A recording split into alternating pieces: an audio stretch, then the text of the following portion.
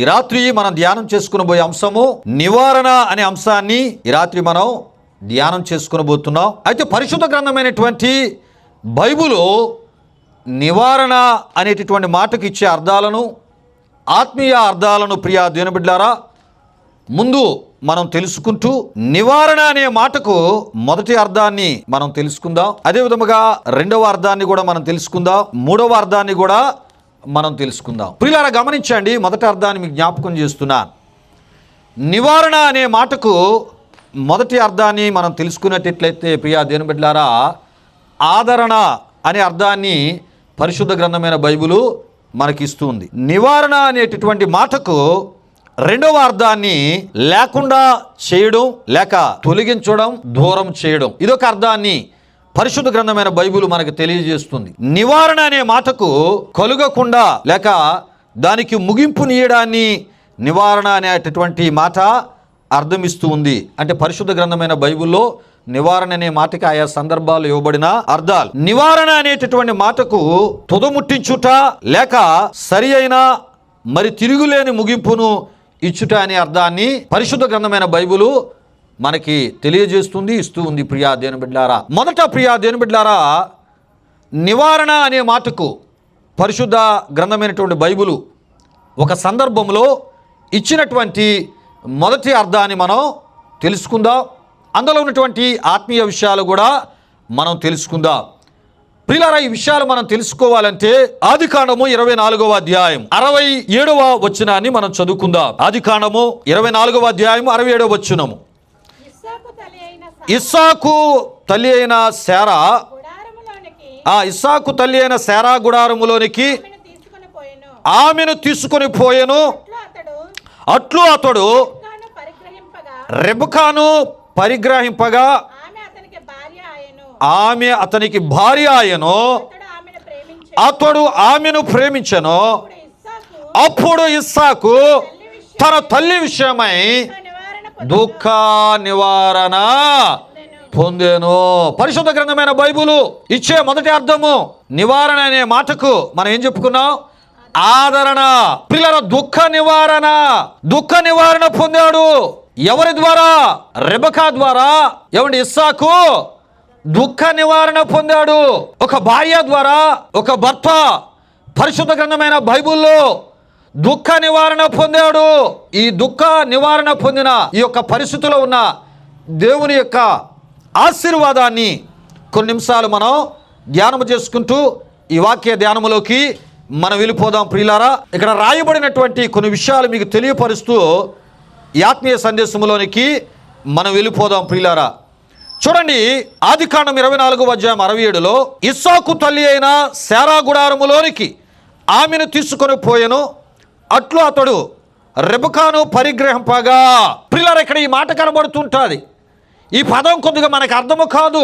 ఇస్సాకు రెబెకాను తన తల్లి గుడారములోనికి తీసుకొని వెళ్ళి పరిగ్రహింపడం ఏంటి, అసలు ఈ పరిగ్రహింపడం అనేటటువంటి పదం యొక్క అర్థం ఏంటి అనే ఆలోచన మనలో కలగొచ్చు. ప్రియా దేవుని బిడ్డలారా, పరిగ్రహింపగా అనే ఈ మాటకు అర్థం ఏంటంటే పరిగ్రహింపగా అనగా భార్యగా స్వీకరించడం అనే అర్థము ఇస్తూ ఉంది. ప్రియా దేవుని బిడ్డలారా, వివాహము చేసుకొని తన భార్యగా అంగీకరించడం అనే అర్థాన్ని ఇస్తూ ఉంది.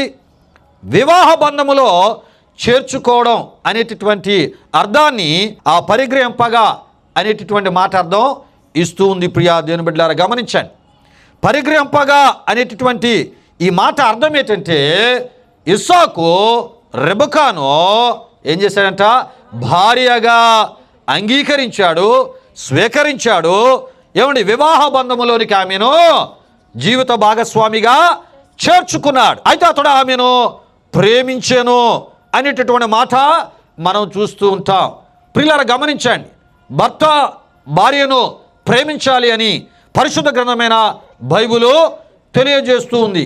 అయితే ఎప్పుడు భర్త భార్యని ప్రేమించాలి అంటే వివాహానికి ముందు కాదు. కొన్ని వివాహాల్లో ఎలా ఉంటుందంటే వివాహ సంబంధం కుదిరితే చాలండి, ఫోన్లు, సంభాషణ, మెసేజ్లు, ఇక రకరకాలుగా ఫోన్లు ఏం చేస్తుంటారు, మాట్లాడుతూ ఉంటారు. అంటే అది చేసుకునబోయే వ్యక్తి విషయమై నమ్మకం కలిగినంత వరకు ఏం చేస్తారు? కొంతమంది ఫోన్లు చేస్తూ ఉంటారు. కొంతమంది ఏం చేస్తారమ్మా?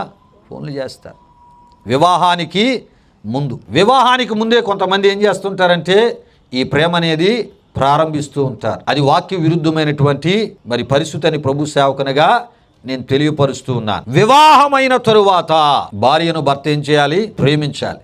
అసలు ప్రేమ ఎక్కడి నుండటమ్మా స్టార్ట్ చేయాలి? పెళ్లి సంబంధం కుదిరింది, ఇంకా వివాహం చేసేసుకుంటాం పర్వాలేదు అని అక్కడి నుండి కాదండి. ఎక్కడి నుండట? వివాహమైన తర్వాత. ఇస్సాకు రెబెకాను భార్యగా స్వీకరించిన తరువాత నుండి ఏం చేస్తున్నాడంట? ఆమెను ప్రేమించడం ప్రారంభిస్తూ ఉన్నాడు. ప్రియులారా, ప్రారంభించటను మనం చూస్తూ ఉంటాం. ప్రియులారా, ఈ విషయాలు గమనించండి. అయితే ప్రియా దేవుని బిడ్డలారా, నేటి దినాల్లో మనం చూస్తూ ఉన్నాం, పెళ్ళికి ముందే ఏం జరుగుతున్నాయమ్మా?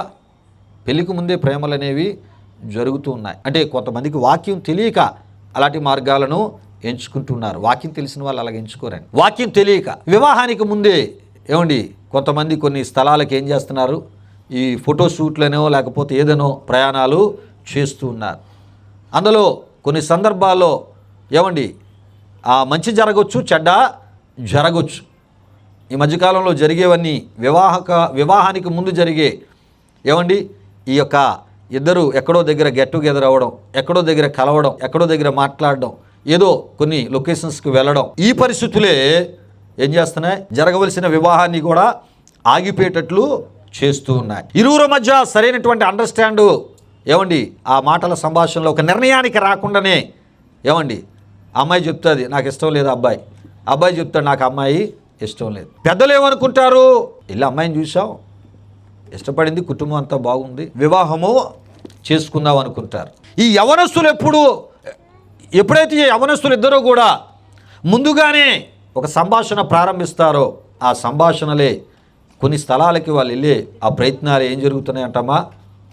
మరలా ఆ కార్యక్రమాన్ని విరమించుకునే పరిస్థితులు. కనుకనే పరిశుద్ధ గ్రంథమైన బైబిల్లో ఇస్సాకు రెబెకా దగ్గరికి వెళ్ళలేదండి. వెళ్ళడమ్మా? ఎవరు వెళ్ళారు? అబ్రహాము యొక్క ఇంటి పెద్ద దాసుడైన ఈ ఎలియాజరు కుటుంబ పక్షముగా, కుటుంబ పెద్దగా వెళ్ళాడు. వెళ్ళి దేవుని ఏర్పాటు పరంగా ఆమెను తీసుకొని వచ్చినప్పుడు అబ్రహాము ఆమెను కోడలుగా స్వీకరించాడు, ఇస్సాకు తన భార్యగా స్వీకరించాడు. ఈ మధ్యన ఇంకేమీ లేవండి, ఏమీ లేవు, ఏ సంభాషణ లేవు, ఏ ఫోన్ కాల్స్ లేవు. ఆ రోజుల్లో ఆ పరిస్థితులు లేకపోయినా వాటికి కూడా కొన్ని మార్గాలు లేకపోలేదు, వాటికి కూడా కొన్ని మార్గాలు ఉన్నాయి. కానీ ప్రియా దేవుని బిడ్డలారా, ఇస్సాకు ఏమమ్మా దేవుని చిత్తపరంగానే కనిపెడుతూ ప్రార్థనాపూర్వకంగా మరి తన కొరకు ఏమండి తన యొక్క స్వజనుల్లోంచి తీసుకుని రాబడిన రెబెకాను భార్యగా స్వీకరించాడు. రెబెకా బయటి కుటుంబ సభ్యురాలు కాదు, అబ్రహాం యొక్క స్వజనుల్లోంచే ఇస్సాకునకు భార్యగా ఏర్పాటు చేయబడింది. కనుక ఎప్పుడైతే వివాహానికి ముందు ఈ ప్రేమలు అనేటటువంటి ఏమండి ప్రారంభం అవుతూ ఉంటాయో అవే కొన్ని సమస్యలను రెండు కుటుంబాల మధ్య కలుగు చేస్తూ రెండు కుటుంబాల మధ్య మరి ఏర్పడవలసినటువంటి బంధాన్ని దూరం చేస్తూ ఉంటాయి. కనుక పిల్లరా, యవన బిడ్డలైన వారు దయతో ఒకవేళ మీ తల్లిదండ్రులు ఎవరైనా వివాహ ప్రయత్నాలు చేస్తున్నప్పుడు అబ్బాయి తాలూకు ఫోన్ నెంబర్ తీసుకోవడం, వాటిని తీసుకొని వాటిని మనం వాట్సాప్ చాటింగ్ చేయడము, లేకపోతే ఈ పనులు వాక్య విరుద్ధమైన పనులు. బైబిలు ఈ విషయాలను ఖండిస్తూ ఉంది. బైబిల్ ఉన్న దేవుడు ఈ విషయాలకు ఆయన వ్యతిరేకి. పెద్దలు నిర్ణయించారు, చూశారు, మాట్లాడుకున్నారు. వివాహమైన తర్వాతే ఒకరి ఎడల ఒకరు ప్రేమను ఏం చేయాలమ్మా? కొనసాగించాలి. కనుక వివాహమైన తరువాత ఇస్సాకు ఏం చేస్తున్నాడు? ఆమెను తప్పనిసరి ప్రేమించాలండి. అయ్యా, వివాహము చేసుకున్న తర్వాత చేసుకున్నటువంటి ఆ ఒక అమ్మాయిని జీవిత భాగస్వామిగా చేసుకున్న అమ్మాయిని ఏం చేయాలి? తప్పనిసరి భర్తగా ఉన్నటువంటి ఆ కుమారుడు ప్రేమించాలి. ఇస్సాకు ప్రియా దేవుని బిడ్డలారా ఏం చేశాడో ఈ విషయాలు మనం తెలుసుకుంటూ మనం ముందుకు వెళ్దాం ప్రియా దేవుని బిడ్డలారా. అయితే ఇస్సాకు మొదట ఏం చేశాడు? ప్రేమించాడు. వివాహము జరిగిన తర్వాత కొన్ని సందర్భాల్లో భార్య ద్వారా ప్రేమ దొరకకపోవచ్చు, భార్య వ్యక్తిత్వం రకరకాలుగా ఉండొచ్చు, స్వభావం రకరకాలుగా ఉండొచ్చు. ప్రియా దేవుని బిడ్డలారా గమనించండి. కానీ వివాహము చేసుకున్న తర్వాత భర్త ఏం చేయాలి? భార్యను ప్రేమించాలి. అప్పుడు ఆ భార్య ద్వారా కొన్ని రకాలైనటువంటి దీవెనకరమైన పరిస్థితులు ఆ భర్త జీవితంలో ప్రవేశిస్తూ ఉంటాయి. ప్రియులారా, ఇక్కడ మనం చూస్తూ ఉన్నాం, అతడు ఆమెను ప్రేమించెను, అప్పుడు ఇస్సాకు తన తల్లి విషయమై దుఃఖ నివారణ పొందాను. దుఃఖ నివారణ పొందాను అంటే ఆదరణ పొందాడు. ఎడు పొందాడమ్మా? ఆదరణ పొందాడు. ప్రియులారా, ఇస్సాకు రెబెకాని వివాహము చేసుకోక ముందు, ఇస్సాకు వివాహానికి ముందే తన తల్లి అయినటువంటి శారా మృతి నొందింది, మరణించింది. ప్రియులారా, వివాహానికి ముందే ఇస్సాకు తన తల్లిని కోల్పోయాడు. ప్రియులారా, ఈ విషయాలు గమనించండి. ఈ విషయాలన్నీ కూడా ఆదికాండం 23వ అధ్యాయం అంతటిలో మనం చూస్తూ ఉంటాం. తల్లి మృతి నొందిన తరువాత కొంతకాలానికి ఇస్సాకునకు వివాహం జరిగింది.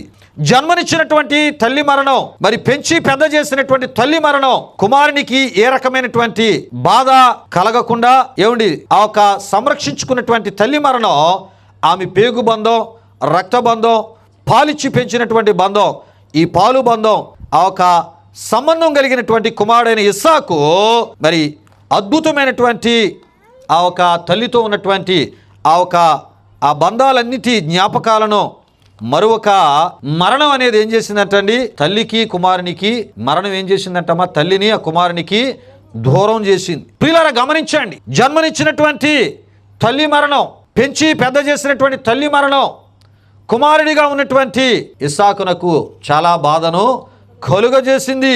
తల్లి బ్రతుకున్నప్పుడు ఇస్సాకును సంరక్షించుకుంది. తన తల్లి మరణించిన తర్వాత ఇస్సాకు ఆ పేగు బంధాన్ని, రక్త బంధాన్ని, పాలిచ్చి పెంచిన ఆ తల్లి ఆ బంధాన్ని ప్రియులారా మరువలేని పరిస్థితిలో ఉన్నాడు. తల్లి మరణాన్ని జీర్ణించుకోలేకపోతున్నాడు. ఆ తల్లి మరణ ఆ జ్ఞాపకాలను జ్ఞాపకము చేసుకుంటూ అదే పరిస్థితిలో ఉన్నాడంటే ఎవరండి?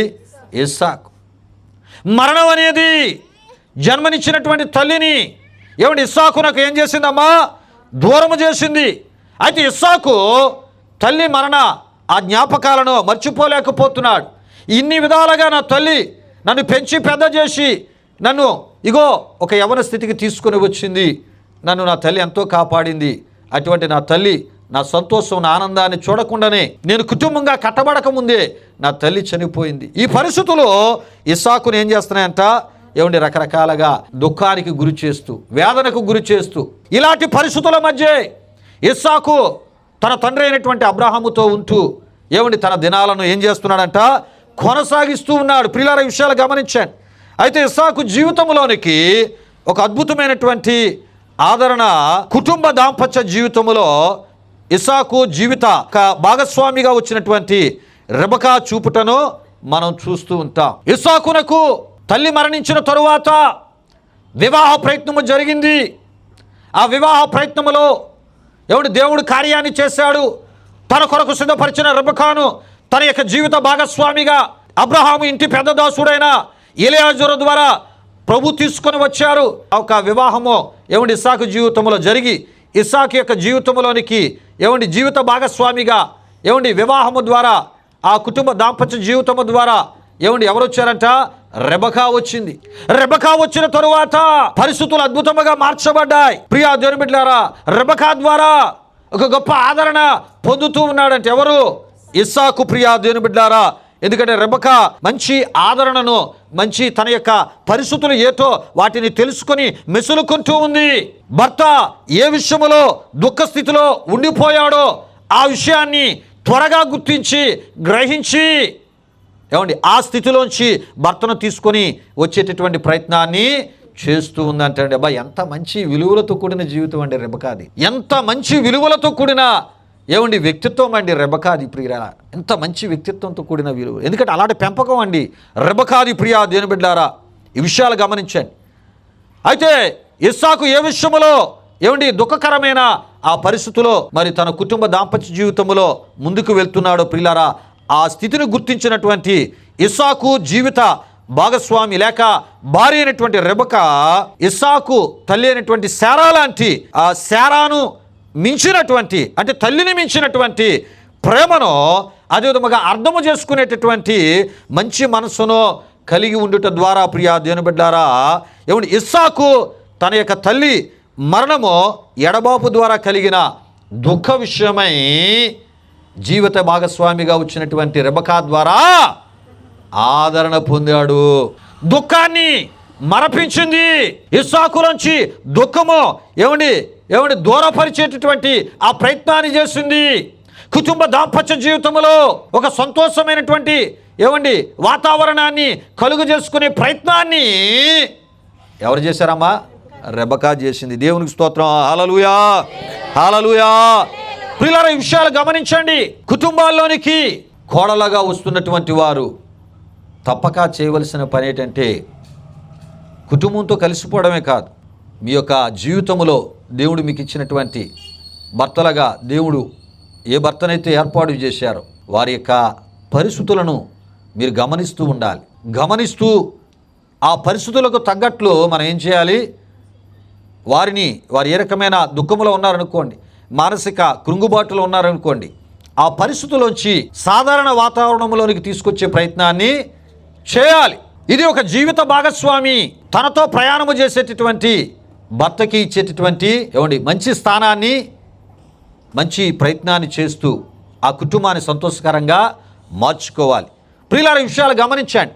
ఇస్సాకు పొందినటువంటి దుఃఖ నివారణ యొక్క అర్థం ఏమిటంటే, ప్రియా దేవుని బిడ్డలారా, ఇక్కడ నివారణ అనే మాట ఆదరణ అనే అర్థాన్ని తెలియజేస్తూ ఉంది. హల్లెలూయా చెప్పండి. హల్లెలూయా. ఒక కుటుంబ కోడలుగా వచ్చినటువంటి కోడల ద్వారా ఆ కుటుంబమే కాదు, సంతోషాన్ని అనుభవించడం, ఆనందాన్ని అనుభవించడం, భర్త కూడా ఆ సంతోషాన్ని ఆనందాన్ని అనుభవించే మంచి వాతావరణాన్ని కల్పించే భార్యగా జీవిత భాగస్వామి ఉండాలండి. ఇవి చాలా జీవిత సత్యాలు ప్రియా దేవుని బిడ్డలారా.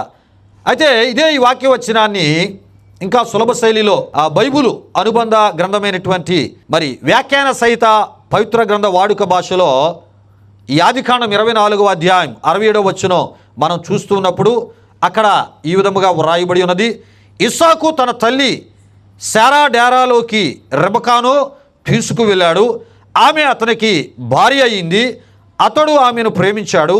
అప్పుడు ఇస్సాకు తన తల్లి మృతి విషయంలో ఆదరణ పొందాడు అనేటటువంటి ఈ విషయాన్ని వ్యాఖ్యాన సహిత పవిత్ర గ్రంథ వాడుక భాషలో ఈ ఆదికాండం 24వ అధ్యాయం 67వ వచనం అక్కడ మనకు తెలియజేస్తుంది. ప్రియులారా, దుఃఖ నివారణ లేక దుఃఖ విషయమై భార్య అయినటువంటి రెబెకా ద్వారా ఆదరణ పొందాడంట. ఎవరండి? ఇస్సాకు. ప్రియా దేవుని బిడ్డలారా, అంటే తల్లి మరణాన్ని పదే పదే ఆలోచిస్తూ మానసిక రోగిగా మారక, మానసిక కృంగుబాటులో ఉండిపోక, మానసిక వికలాంగుడిగా మారక, దానిని మరిచి భార్య ఆ భార్యను ప్రేమించడం ప్రారంభించే స్థితికి రావడం జరిగిందంటే ఎవరి ద్వారా? భార్య ద్వారా, రెబెకా ద్వారా. కొన్ని సందర్భాల్లో భర్తలైన వారు చెప్పుకోలేని కొన్ని సమస్యల మధ్య ఏటవుతారు? నలిగిపోతూ ఉంటారు. డ్యూటీకి వెళ్తారు, వస్తారు. డ్యూటీలో ఏదో రకమైన కొన్ని ఒత్తిడులు వారి మీద పనిచేస్తూ ఉంటాయి. ఎవరో అవమానకరంగా మాట్లాడడం, ఎవరో అగౌరవంగా మాట్లాడడం, ఎవరో తేలికగా మాట్లాడడం, ఎవరో వాళ్ళని బెదిరించి మాట్లాడడం, కొన్ని మాటల చేత మానసికంగా కృంగుబాటుకు గురి చేయడం. కొన్ని పరిస్థితులు సమాజంలో భర్తలుగా ఉన్నవారు కొంతమంది పురుషులు రకరకాల పరిస్థితులు సమాజంలో ఎదుర్కొంటూ ఉంటారు. వారి ఇంటికి వచ్చినప్పుడు వారిని సాధ్యమైనంత వరకు ఏం చేయాలి? మరలా మనం బాధకు గురి చేసేవారిగా మనం ఉండకూడదు, మరలా కృంగుబాటుకు వారిని గురి చేసేవారిగా ఉండకూడదు. ఆ పరిస్థితుల నుంచి కొంత వారు నెమ్మది పొందేటటువంటి రీతిలో ఒక దేవుని బిడ్డగా, జీవిత భాగస్వామిగా నీళ్ళివ్వడం, టీ ఇవ్వడం, పరిచర్య చేయడం, మౌనంగా ఉన్నాడు, ఏదో ఒక రకమైన ఒక టెన్షన్లో ఉన్నాడు, ఏదో ఒక రకమైన కృంగుబాటులో ఉన్నాడు, సంతోషంగా ముఖం కనబట్టలేదు, ముఖంలో ఫీలింగ్స్ వేరే విధంగా ఉన్నాయి. వాటిని గుర్తించి భారీగా ఉన్నటువంటి యవన బిడ్డలు అవ్వచ్చు, నడి వయసు కలిగిన వారు అవ్వచ్చు, తప్పనిసరి ఏం చేయాలంట? ఆ పరిస్థితుల్లోంచి నెమ్మది కలిగిన ప్రశాంతకరమైన పరిస్థితుల్లోనికి తీసుకుని వచ్చేవారిగా ప్రతి ఒక్క భార్యలైన వారు ఉంటూ ఉన్నప్పుడు ఆ కుటుంబాలు గొప్పగా దేవుని చేత వర్ధిల్ల చేయబడతాయి. ప్రియులారా, దేవునికి స్తోత్రం. హల్లెలూయా, హల్లెలూయా. దుఃఖానికి ప్రతిగా దేవుడు ఆదరణ ఇచ్చాడంట. ఎవరికి? ఇస్సాకి. ఎవరి ద్వారా? రెబెకా ద్వారా. దేవుడిచ్చే భార్య వెనుక దేవుని ఉద్దేశం ఏదో ఒకటి ఉండకపోదు. అయితే ఇస్సాకు మాత్రం దుఃఖ నివారణ పొందాడు, ఆదరణ పొందాడు. ఎవరి ద్వారా? భార్య ద్వారా. రెబకా ద్వారా. దేవుడిచ్చిన భార్య వెనుకాతల దేవుని యొక్క ఏదో ఉద్దేశము ఉంటుంది. ఇస్సాకు జీవితంలో దేవుడు తనకు భార్యగా ఇచ్చిన రెబకా దేవుడిచ్చిన భార్య గనుక, దేవుడిచ్చిన జీవిత భాగస్వామి గనుక ఆమె వెనకాతల దేవుని ఉద్దేశం ఏంటంట? దుఃఖములో ఉన్న ఇస్సాకును ఆదరించాలి. ఈ పని ఎవరు చేశారు? దేవుడు చేశాడండి. హల్లెలూయా చెప్పండి. హల్లెలూయా. ప్రియరా, ఇర్మియా గ్రంథం 31:13 మనం చూస్తాం. వారి దుఃఖమునకు ప్రతిగా సంతోషమిచ్చి వారిని ఆదరించదను, విచారము కొట్టివేసి నేను వారికి ఆనందము కలుగజేతును. దేవుడే దుఃఖమునకు ప్రతిగా సంతోషమిచ్చేవాడు, విచారాన్ని కొట్టివేసి ఆనందాన్ని కలుగజేసేవాడు మనిషి జీవితంలో దేవుడు మాత్రమే. కానీ ఎవరో ఒకరిని ఆయన చిత్తములో ఆయన ఏర్పరచుకున్న వారి ద్వారా ఈ ఆదరణ ఇస్తూ ఉంటాడు, ఈ ఆనందాన్ని ఇస్తూ ఉంటాడు. ప్రియులారా, ఈ విషయాలు గమనించండి. దేవుని ఆదరణలో సంతోషం ఉంది, దేవుని ఆదరణలో ఆనందము ఉంది. ప్రియులారా, ఇస్సాకునకు తన తల్లి మరణము ద్వారా కలిగిన దుఃఖాన్ని దేవుడు రెబకా ద్వారా కొట్టివేసి సంతోషాన్ని, ఆనందాన్ని ఇచ్చాడు. వివాహ సంతోషాన్ని, మానసిక సంతోషాన్ని దేవుడు ఇస్సాక్కి రెబకా ద్వారా ఇచ్చాడు. హల్లెలూయా చెప్పండి. హల్లెలూయా, హల్లెలూయా. ఈ విషయాలు ఎందుకంత వివరముగా మీకు తెలియపరుస్తూ ఉన్నానంటే, పరిశుద్ధ గ్రంథమైన బైబిలు నివారణ అనేటటువంటి మాటకిచ్చే అర్థాన్ని మీకు తెలియజేసే ప్రయత్నములో దుఃఖ నివారణ, దుఃఖ విషయమై నివారణ, ఆదరణ పొందాడు. తల్లి మరణించిన ఆ పరిస్థితులను త్వరగానే రెబకా లాంటి దేవుడిచ్చిన భార్య ద్వారా ఆ దుఃఖకరమైన పరిస్థితుల్లోంచి ఇస్సాకు బయటికి వచ్చి ఒక గొప్ప ఆదరణ ఎవరి ద్వారా పొందాడు? రెబకా ద్వారా ఇస్సాకు పొందాడు. దుఃఖ నివారణ దేవుడు ఎలా మార్చాడంట?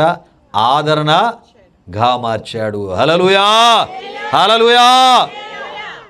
దుఃఖానికి ముగింపిచ్చాడు ఆయన. దేనికి ముగింపమ్మా?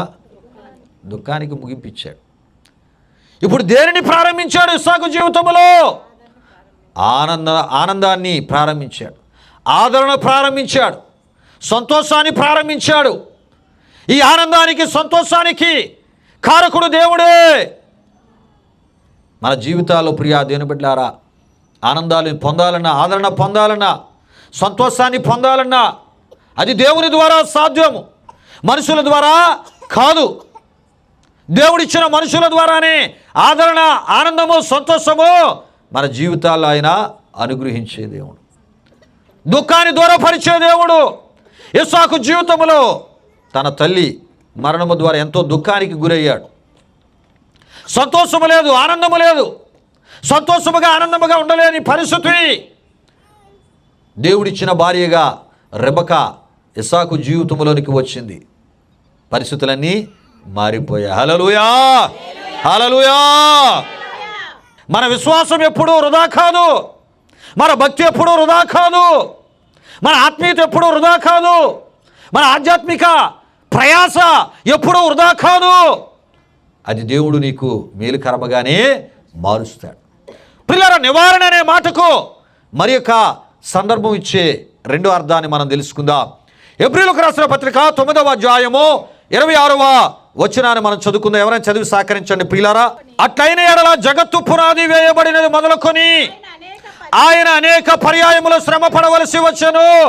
అయితే ఆయన యుగముల సమాప్తి యందు తన్ను తానే బలిగా అర్పించుకొనుట వలన పాప నివారణ చేటుకై ఒక్కసారే ప్రత్యక్షపరచబడను అని హెబ్రీ గ్రంథకర్త వ్రాసి తెలియపరచుటను మనం చూస్తున్నాం. ఇదే విషయాన్ని వ్యాఖ్యాన సహిత పవిత్ర గ్రంథ వాడుక భాషలో సులభ శైలిలో మనం అర్థమును చేసుకోవడానికి అక్కడ మనం చూస్తూ ఉన్నప్పుడు ప్రియా దేవుని బిడ్డలారా, ఏమండి, హెబ్రీయులకు రాసిన పత్రిక ఈ 9వ అధ్యాయం 26వ వచనాన్ని నేను మరలా చదువుతున్నాను మీకు అర్థం అవడానికి. ప్రియా దేవుని బిడ్డలారా, ఏమండి, అలా చేయాలంటే జగత్తుకు పునాది వేసినప్పటి నుంచి ఆయన అనేక సార్లు బాధ అనుభవించవలసి వచ్చేది. కానీ ఇప్పుడు యుగాల అంతములో ఒకేసారి తనను తాను బలిగా అర్పించుకోవడం వల్ల పాపం లేకుండా చేయడానికి ఆయన ప్రత్యక్షమయ్యాడు అని అక్కడ మనం చూస్తూ ఉంటాం. పరిశుద్ధ గ్రంథమైన బైబిల్లో ఏ విధంగా రాయబడిందంట, ఆయన యుగముల సమాప్తి యందు తన్ను తానే బలిగా అర్పించుకొనుట వలన పాప నివారణ చేటుకై. పవిత్ర గ్రంథ వ్యాఖ్యాన సహితములు ఏమనిస్తుంది, ఒకేసారి తనను తాను బలిగా అర్పించుకోవడం వల్ల పాపం లేకుండా చేయడానికి ఆయన ప్రత్యక్షమయ్యాడు. నివారణ అనే మాట హెబ్రీయులకు రాసిన పత్రిక 9:26లో ఏమని తెలియజేస్తుందంటే, పాపం లేకుండా చేయడాన్ని తెలియజేస్తుంది. అంటే పాప నివారణ అను మాట ఈ సందర్భంలో మనకి తెలియజేసే సత్యం ఏంటంటే, పాపం లేకుండా చేయడానికి అనే అర్థాన్ని మనకిస్తూ ఉంది. పాప నివారణ అనగా పాపం లేకుండా చేయడానికి దేవుడే మానవునిగా ఒక్కడైన దేవుడు తన్ను తాను ప్రత్యక్ష పరుచుకున్నాడు. నరావతారిగా ఆయనే ఈ భూలోకానికి వచ్చారు. ఆయనే ఎవరంట, మన ప్రభు అయిన యేసుక్రీస్తు వారని యూదా క్రైస్తవులకు హెబ్రీ గ్రంథకర్త ఇక్కడ వ్రాసి తెలియపరచుటను మనం చూస్తున్నాం. ప్రియులారా, అపోస్తలుడైన పౌలు గారు తిమోతికి రాసిన మొదటి పత్రిక 3:16 అంటూ ఉంటారు, యేసు ప్రభు వారి గురించి రాస్తూ, దేవుడు సశరీరుడుగా ప్రత్యక్షమాయను. యేసు ప్రభు వారిని అపోస్తలుడైన పౌలు గారు దేవుడు అని అక్కడ ప్రస్తావిస్తూ వ్రాసి తెలియపరచుటను మనం చూస్తూ ఉంటాం. అక్కడ ఏమంటూ ఉంటాడంటే, దేవుడు సశరీరుడుగా ప్రత్యక్షమాయను. ఈ సశరీరుడుగా ప్రత్యక్షమైన ఈ మాట ఎవరికి ఆపాదిస్తూ అపోస్తలుడైన పౌలు గారు రాశారంటే, యేసు ప్రభు వారికి. సశరీరుడు అనగా దేవుడు శరీరముతో వెల్లడి అయ్యాడు. ఏ శరీరముతో అంటే మానవ శరీరముతో. హల్లెలూయా, హల్లెలూయా. గనుకనే యేసుక్రీస్తు దైవ అవతారిగా పిలువబడుటను మనం చూస్తూ ఉంటాం. రోమీయులకు రాసిన పత్రిక 9:6లో యేసుక్రీస్తు సర్వాధికారి అయిన దేవుడనియు, తీతుకు రాసిన పత్రిక 2:13లో యేసుక్రీస్తు మహాదేవుడు అనియు మన రక్షకుడు అనియు అక్కడ అపోస్తలుడైన పౌలు గారు తీతుకు వ్రాసి తెలియపరచుటను మనం చూస్తూ ఉంటాం. యోహాను రాసిన మొదటి పత్రిక 5:20లో యేసుక్రీస్తు ప్రభువారిని యోహాను భక్తుడు యేసుక్రీస్తు నిజమైన దేవుడని వ్రాసి తెలియపరచుటను మనం చూస్తూ ఉంటాం. దేవుడు మానవ శరీరముతో ఎందుకు ఈ భూలోకానికి వచ్చాడంటే, ఆది మానవులైన ఆదాము అవ్వల యొక్క ఆజ్ఞాతిక్రమ పాపము సర్వమానవాళికి ఏడు తీసుకొచ్చిందంట, శాపాన్ని తీసుకొచ్చింది. ఆదాము అవ్వల యొక్క ఆజ్ఞాతిక్రమ పాపము ఆదాము అవ్వల ద్వారా, వారి సంతతి ద్వారా విస్తరించి అందరికీ ఆజ్ఞాతిక్రమ పాపము సంక్రమించింది. అది అందరి ద్వారా వ్యాపించింది అని అపోస్తలుడైన పౌలు గారు రోమా సంఘానికి 5వ అధ్యాయము 12-19లో వ్రాసి తెలియపరచుటను మనం చూస్తూ ఉంటాం. గనుకనే ప్రియా దేవుని బిడ్డలారా, రోమీయులకు రాసిన పత్రిక 3:23లో ఏ భేదము లేదు, అందరూ పాపము చేసి ఆ దేవుడు అనుగ్రహించే మహిమను పొందలేకపోతున్నారు. అంటే అందరూ పాపము చేసి ఉన్నారు, ఏ భేదము లేదు, అందరూ పాపం చేశారంటే. ప్రియులారా, ఈ విషయాలు గమనించండి. అయితే పాపం వల్ల వచ్చే జీతము మరణమని రోమీయులకు రాసిన పత్రిక 6:23లో చూస్తుంటాం. పాపము ఎలాగైతే అందరికీ ప్రాప్తించిందో, సంక్రమించిందో, అందరిలో వ్యాపించిందో, పాపం వల్ల వచ్చినటువంటి ఆ జీతము, పాపం వల్ల ఆ ఒక జీతముగా వచ్చినటువంటి మరణము కూడా అందరికీ ప్రాప్తించింది. దీని నిత్య శిక్ష నిత్య నరకాగ్ని గుండమని బైబిలు చెప్తూ ఉంది. క్రీస్తు తన బోధలలో ఈ విషయాన్ని బహు స్పష్టంగా ఆయన తెలియజేయటను మనం చూస్తూ ఉంటాం. మార్కు సువార్త 9:48లో నరకమున వారి పురుగు చావదు, అగ్ని ఆరదని యేసు ప్రభువారు ఆయన బోధలో నరకమును గురించి ఆయన తెలియపరచుటను చూస్తుంటాం. మత్తయి సువార్త 25:41లో ఎడమ వైపున ఉండివారిని ఆయన ఏమన్నాడంట, శపింపబడిన వారి ఆ ఒక ఆత్మలతో వారితో ఆయన ఇలా అన్నాడంటే, ఏమన్నాడంట, నన్ను విడిచి అపవాదికి వాని దూతలకు సిద్ధపరచబడిన నిత్యాగ్నిలోనికి పోవుడి అని యేసు ప్రభువారు ఈ మాటను అక్కడ తెలియపరచుటను మనం చూస్తుంటాం. మత్తయి సువార్త 25:46లో పాపులు నిత్య శిక్షకును, నీతిమంతులు నిత్య జీవమునకును పోవుదురు అనే మాట అక్కడ మనకు కనబడుతుంటారు. అంటే నరకము ఉన్నదనియు, అందులో నిత్య శిక్ష ఉన్నదనియు, అది పాపులుగా ఈ లోకములో ఉండిపోయిన వారికి కలిగే నిత్య నరకాగ్నితో కూడిన శిక్ష అనియు ప్రభు చెప్పుటను మనం చూస్తూ ఉంటాం. ప్రియులారా, దేవునికి స్తోత్రం. హల్లెలూయా, హల్లెలూయా. యేసు ప్రభువారు నరకమును గురించి బోధించినట్లు మనం చూస్తూ ఉంటాం. ఎందుకు ఆయన ముందుగానే నరకమును గురించి తన బోధనలో ప్రజలను అప్రమత్తం చేశారు, ప్రజల్ని జాగ్రత్త పరిచారు అంటే నరకము అది నిత్యశిక్షతో కూడింది. అక్కడ తరతరాలు యుగయుగాలు మన ఆత్మలు ఏటవుతాయి? అగ్ని చేత కాల్చబడుతుంది. అగ్ని ఆరదు, పురుగు అంటే ఆత్మ చావదు. ప్రియులారా, ఈ విషయాలు గమనించండి. అంటే పాపం వల్ల శాపముగా మరణము నిత్య నరక శిక్షగా సర్వమానవాళికి సంక్రమించగా పాపమునకు ప్రాయశ్చిత్తముగా తన్ను తాను పాప పరిహార్థ బలిగా సర్వమానవాళి పాపాల స్థానములో దేవుడే మానవునిగా వచ్చి పరిశుద్ధమైనటువంటి బలిగా తన్ను తాను అర్పించుకొనడం ద్వారా పాప బంధకాల్లో ఉన్న సర్వమానవాళికి ఆయన ఏం చేశారంట? సకల పాపాలకు ప్రాయశ్చిత్తము, పాపక్షమాపణ కలుగు చేయడమే కాకుండా ప్రియా దేవుని బిడ్డలారా, విమోచనతో పాటు ఆయన పరిశుద్ధ రక్తము ద్వారా ప్రియా దేవుని బిడ్డలారా ఆయన ఏటిచ్చారంటండి? విడుదల ఇచ్చారు. హల్లెలూయా, హల్లెలూయా. ప్రియులారా, ఈ విషయాలు గమనించండి. గనుకనే క్రీస్తు మొదటి రాక ఈ భూలోకములో ఉన్న సర్వమానవాళికి పాప క్షమాపణ తెచ్చింది. మత్తయి సువార్త 1:21లో పాపముల నుండి రక్షించుటకు వచ్చిన వానిగా మత్తయి సువార్తికుడు యేసు ప్రభువారి గురించి తెలియపరిచారు. యోహాను సువార్త 1:29లో లోక పాపమును మోసుకొని పోవుటకు ఈ భూలోకానికి యేసు ప్రభువారు వచ్చారని వ్రాసి తెలియపరచుటను మనం చూస్తుంటాం. యోహాను రాసిన మొదటి పత్రిక 3:5లో పాపములను తీసివేటుకై పాపములేని పరిశుద్ధునిగా యేసు ప్రభువారు ఈ భూలోకానికి వచ్చారు. గనుక ప్రియా దేవుని బిడ్డలారా, సర్వమానవాళి సకల పాపాల కొరకు తన్ను తాను పరిశుద్ధమైన బలిగా అర్పించుకొనుటకు వచ్చినటువంటి దేవుడిగానే కాక యేసు ప్రభువారు తనను విశ్వసించే వారిని పాపము ఏలుబడి వారిని చేయకుండా, పాపము లేకుండా చేయుటకు ఈ భూలోక చరిత్రలోనికి వచ్చిన ఏకైక దేవుడు యేసు ప్రభువారు ఒకరే. అసలు పాపాన్ని లేకుండా ఈ భూలోకానికి వచ్చిన వారు ఎవరంట? మనిషి పాపాన్ని చేయకుండా, పాపాన్ని లేకుండా చేయడానికి వచ్చిన ఏకైక నిజదేవుడు ఎవరంట? యేసు ప్రభువారు ఒకరే. ఇంత గొప్ప విషయం అని. కనుకనే హెబ్రీ గ్రంథకర్త అంటూ ఉన్నాడు, ఆయన పాప నివారణ చేటుకు వచ్చాడు. పాప నివారణ అంటే ఏంటి? పాపాలకు ఒక ముగింపు ఇవ్వడానికి. పాపాలు మనిషిని ఏలుబడి చేయకుండా, తనను విశ్వసించిన వారి మీద పాపాలు ఏలుబడి చేయకుండా పాపాలకు అద్భుతమైన ముగింపును కలుగు చేసిన వారు ఎవరు? యేసు ప్రభువారు. పాప నివారణ లేక పాపం లేకుండా చేయడానికి వచ్చిన దేవుడు యేసు ప్రభువారు. అంటే ప్రియులారా, పాపం వల్ల కలిగే ఏ శిక్షలు క్రీస్తునందుకు వచ్చిన తరువాత అవి ఏలుబడి చేయకుండా ఉండుటకు ఆయన వలన గొప్ప ధైర్యము మనకు కలిగింది. అయితే ఇప్పుడు నేను చెప్పేటటువంటి మాటలు ప్రియా దేవుని బిడ్డలారా, ఈ పాపాలు అంటే నేను చెప్పే పాపాలు క్రీస్తును విశ్వసించక ముందు మనలను ఏలుబడి చేసే పాపాలను గురించి నేను మీకు తెలియజేస్తూ ఉన్నాను.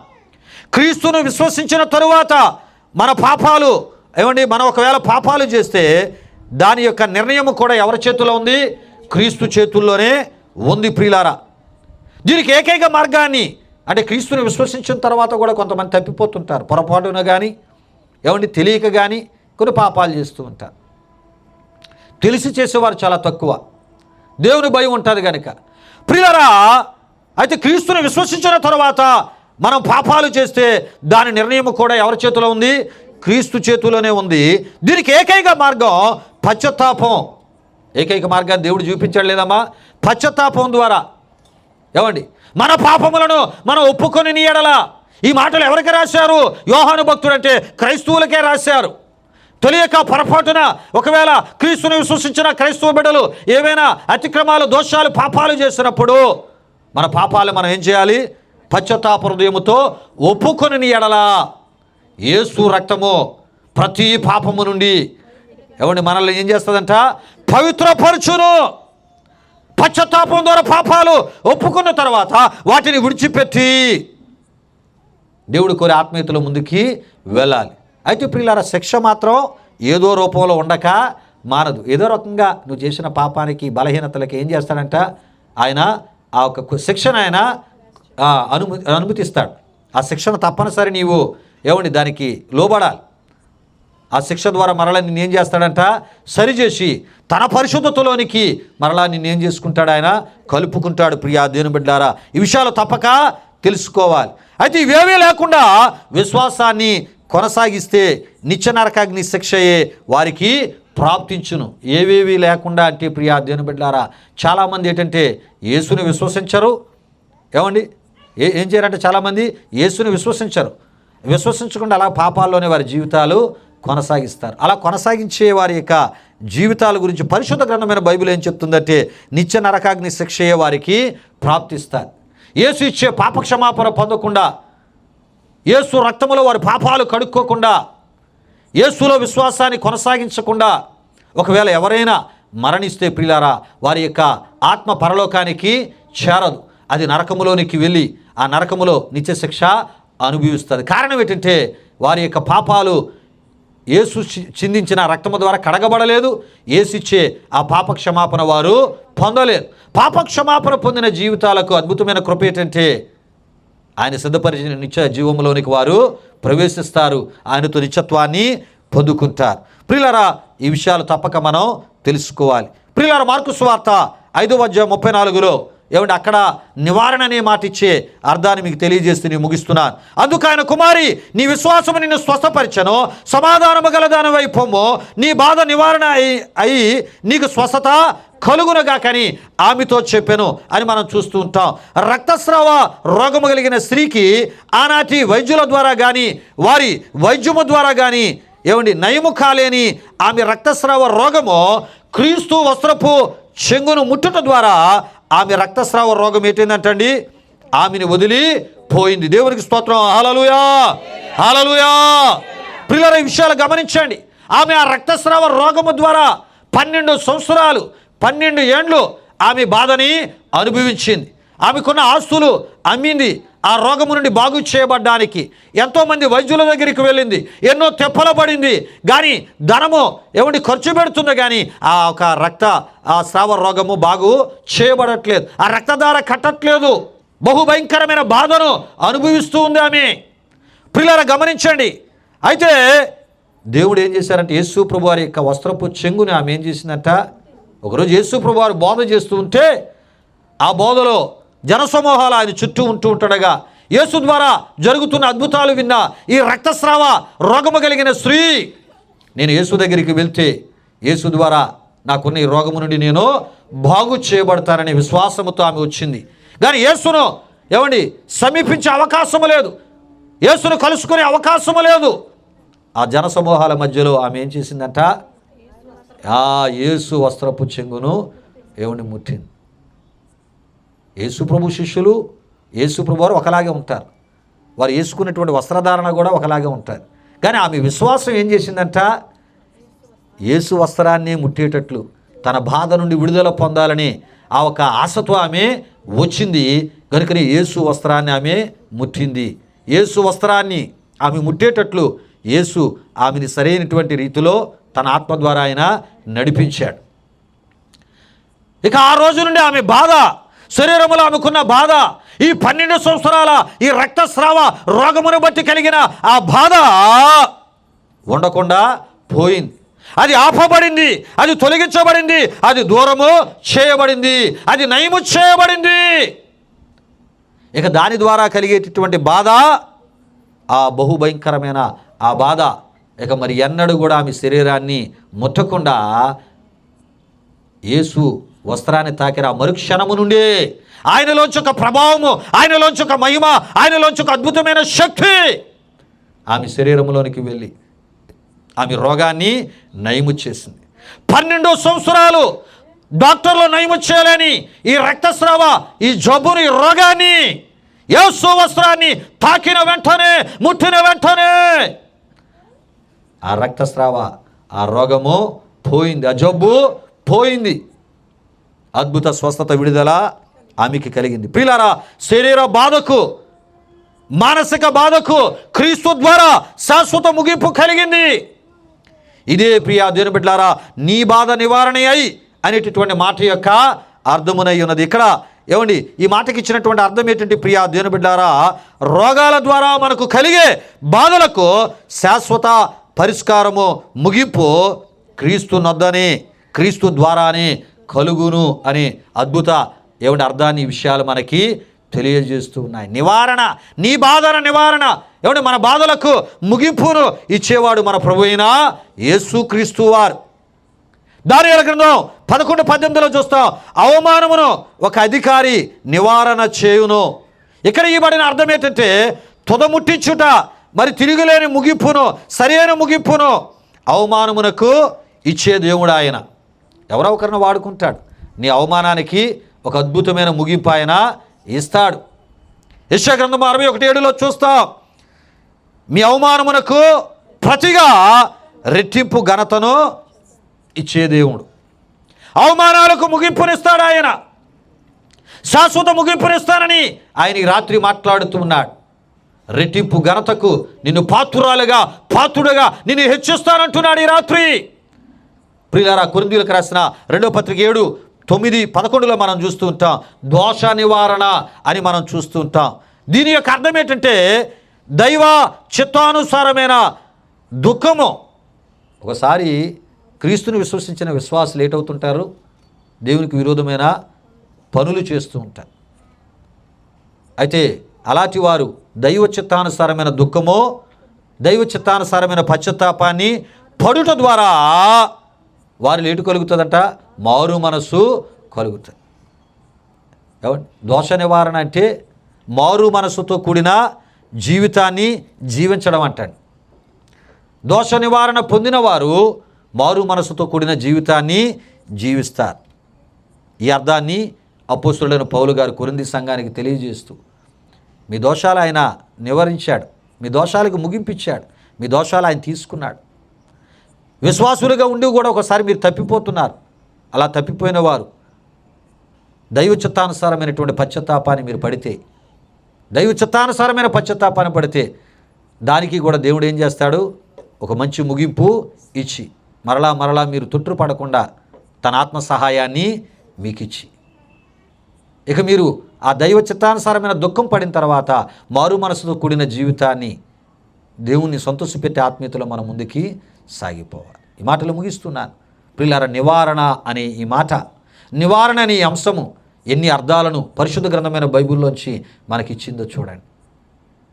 ఆయన ఇస్సాకుకు దుఃఖ నివారణ, భార్య ద్వారా ఆదరణ అనేటటువంటిది ఇచ్చి దుఃఖానికి ముగింపును ఇస్సాకు జీవితంలో దేవుడు పలికాడు. దుఃఖానికి ముగింపునిచ్చాడు. రెండవది ఏం చెప్పుకున్నాం, పాపాలు లేకుండా యేసు ప్రభువారు చేయడానికి భూలోకానికి వచ్చారు, పాప నివారణ. మూడవది ఏం చెప్పుకున్నాం మనం, బాధ నివారణ. బాధలకు ముగింపునిచ్చే దేవుడు ఆయన. నీ బాధలకు ముగింపునిచ్చే దేవుడు. నీతిమంతుని కలుగు ఆపదలు అనేకములు, వాటన్నిటిలో నుండి ఆయనే విడిపించి ఆపదలకు ముగింపు, బాధలకు ముగింపును ఇచ్చే దేవుడు.